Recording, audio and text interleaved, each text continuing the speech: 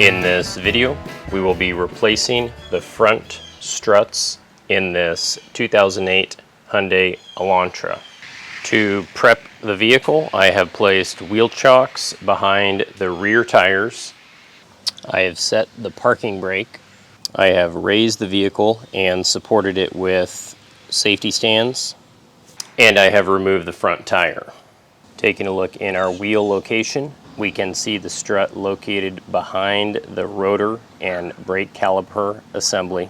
Now, because this has never been removed, the bolts are probably rusted or corroded on, so I'm going to be spraying Amsoil metal protector, which is a penetrating oil, which will help loosen these bolts.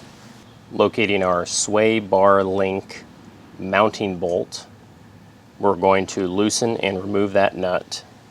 This is a 19mm nut, and we are going to grab onto the back side of this with locking pliers.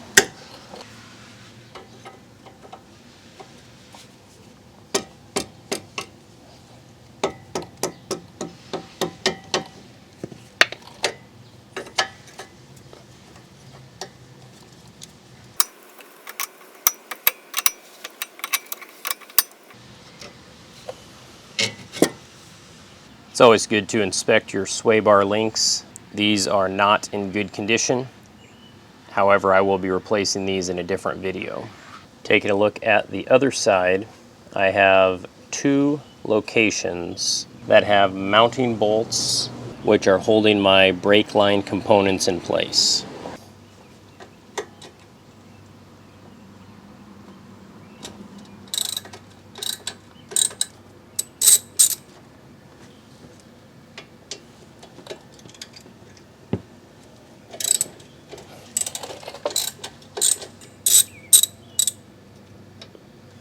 We will then remove our two lower mounting bolts for our strut assembly.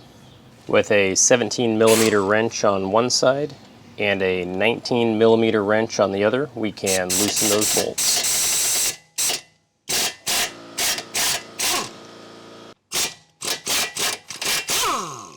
Now at this point, I'm going to slide my jack underneath the hub assembly, just to provide a little bit of support before I pull those bolts out. We'll thread that nut back on just a little bit and provide a bit of persuasion.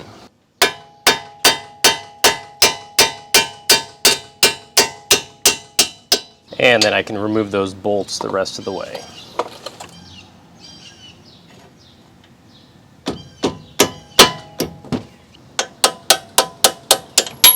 And at this point I can work my strut assembly away from my wheel hub assembly. And then using a coat hanger, I can help keep some of the pressure off my wheel assembly components. Next, we're going to shift our attention to the engine bay towards the driver's side firewall portion of the engine bay. We are locating our 3 strut mounting bolts. After applying some Amsoil metal protector and letting that soak in, we can loosen up those nuts. And we can go ahead and remove 2 of those. Now, depending on how you have this supported, you may or may not be able to remove this 3rd one because of the weight of the strut underneath.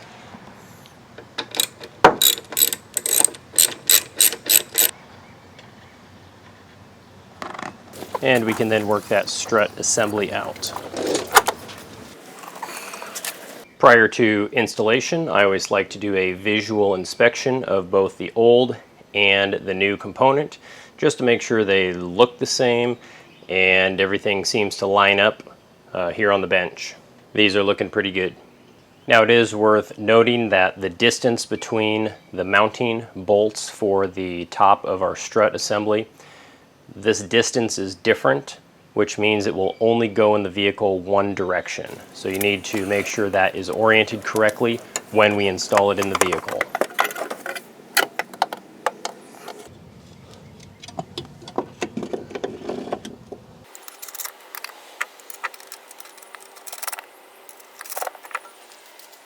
These can be then torqued between 33 and 40 foot-pounds. We will then shift our focus down below again, and our goal is to get everything lined up so we can put our mounting bolts back in.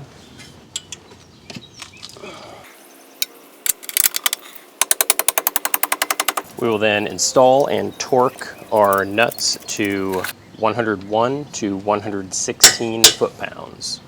We can then replace our brake line mount bolts.